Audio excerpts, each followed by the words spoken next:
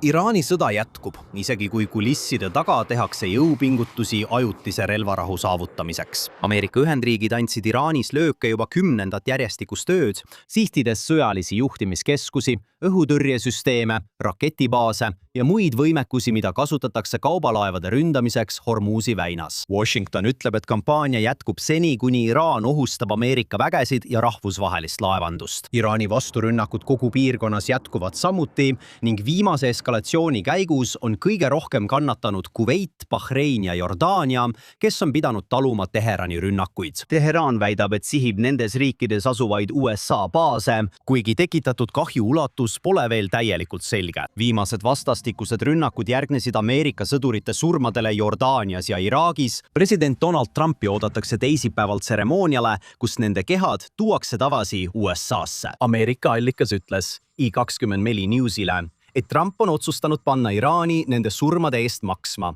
ning rünnakud jätkuvad seni, kuni president otsustab teisiti. Kuid samal ajal alustas Teheran ka läbirääkimisi 10-päevase relvarahu sõlmimiseks USA-ga. Seda 10 päeva kasutatakse uue kokkuleppe leidmiseks Hormuzi väinas laevanduse korraldamiseks. Võimalik, et sealhulgas ka keskmine laevatee Iraani ja Omaani kontrollitavate vete vahel. Aga Washington soovib pikemat relvarahu ja vähemalt osalist kokkulepet laevanduse osas enne kui paus algab. Mõned Trumpi administratsiooni liikmed on väidetavalt nimetanud Iraani ettepanekut absurdseks ja ebaloogiliseks. Nii et samal ajal, kui vahendajad räägivad, võitlus jätkub.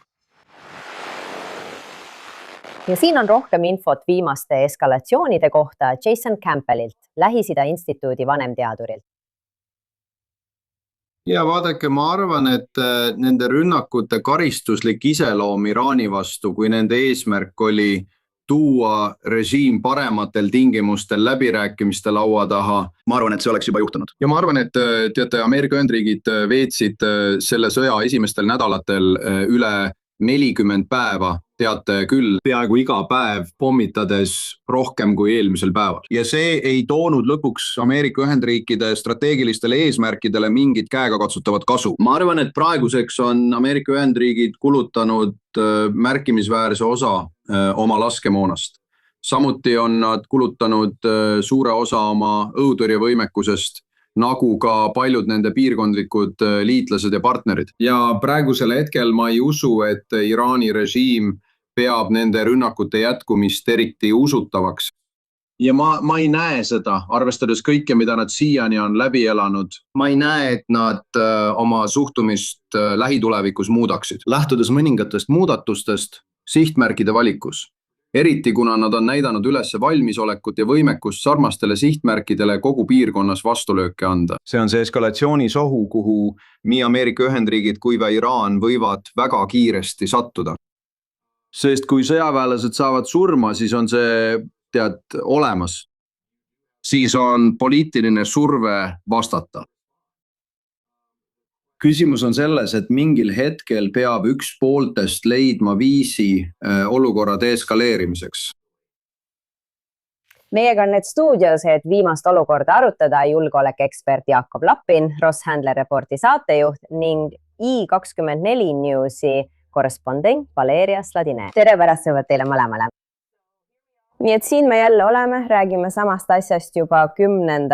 ööd järjest. Kas eilsete rünnakute puhul oli midagi teistsugust või on sihtmärkide tase ikka sama? Tase pole muutunud, me räägime mõõdukast tulejõust. See ei tähenda täielikku naasmist konflikti juurde.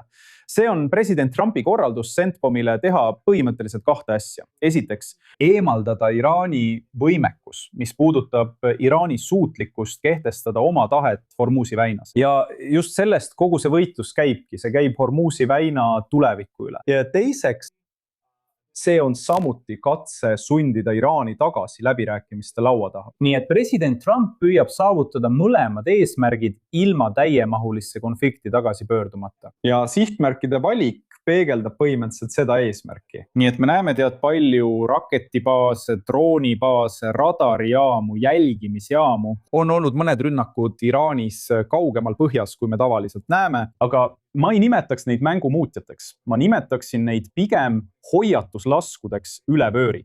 raketibaasid Iraani põhjaosas on pihta saanud, kuid ükski neist pole tohutult oluline. See on endiselt madala intensiivsusega konflikt, mille eesmärk on survestada iraanlasi läbirääkimiste laua taha naasma. Me peame küsima, kas see on loogiline eesmärk, arvestades kõike, mida oleme seni Iraani režiimi poolt näinud. Õige. Nüüd kuuleme siseministrilt, kes ütleb, olgu võib-olla diplomaatiline.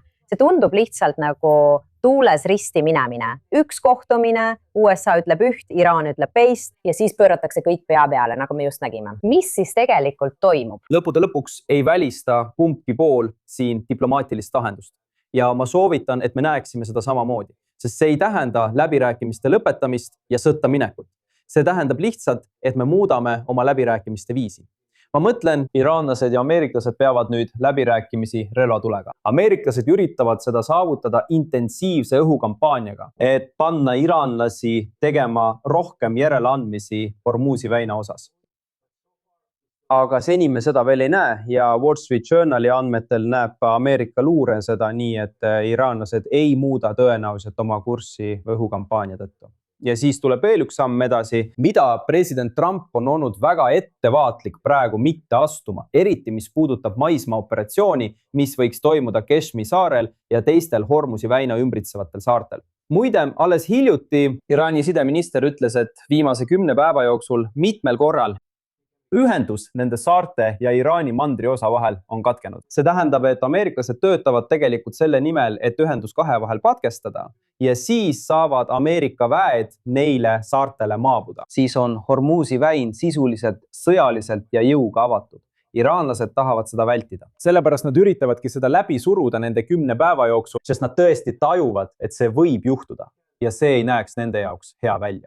Nii et põhimõtteliselt lepime kokku ja jätame mulje, et jõuame diplomaatilise lahenduseni. Või põhimõtteliselt tahavad nad lihtsalt 10 päeva juurde võita, et aega võita ja koha peal taktikat muuta. Hästi, samuti viitab Iisraeli luure sellele, et Iraan viib osa oma tuumavõimekusest ja muudest asjadest maa alla, näiteks Pickaxe Mountaini alla. Mida me nende raportite kohta veel teame? Rohkemat pole teada peale selle, mida on juba raporteeritud. Ne pole saanud ametlikelt Iisraeli allikatelt kinnitust. See on Wall Street Journali raport. Aga vaata, Pickaxe Mountaini tunnel, mille iraanlased sinna ehitasid, maa-alune rajatis väga sügava graniidimäe all.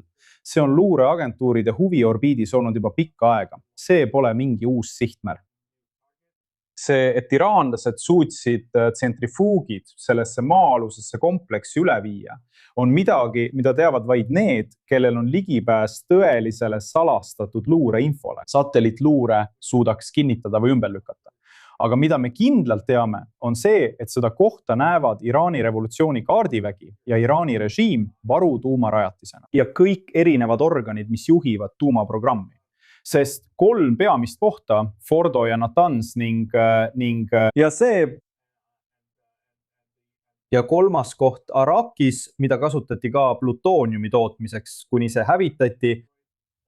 Kõik need kohad on pommitatud ja nad on rivist väljast. Neid kohti pole uuesti kasutusele võetud.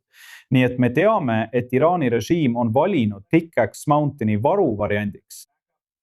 Ja nad näivad arvavat, et see on õhurünnakute eest kaitstud. Me ei tea, kas see nii on või mitte, aga see tundub olevat nende eeldus.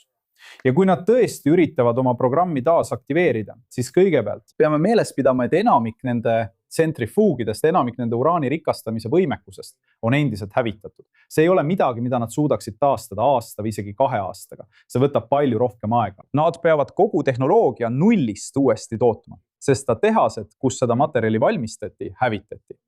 Nii et kui nad just ei taha seda kuskilt väljastpoolt 3. osapoolelt importida, on see väga pikaajaline projekt.